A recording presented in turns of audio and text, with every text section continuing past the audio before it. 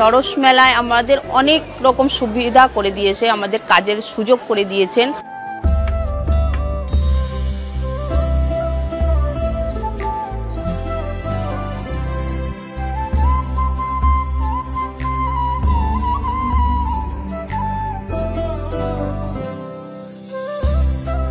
और यहाँ पे जो स्टॉल भी हमको मिला बिल्कुल आसानी से, पहले से ही सिलेक्टेड हमें हर स्टेट के स्टॉल कर दिए गए थे।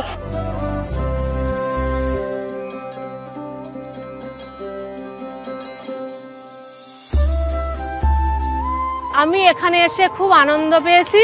এখান থেকে আমার মানে কি আরো উৎসাহটা আরো বেড়ে গেল।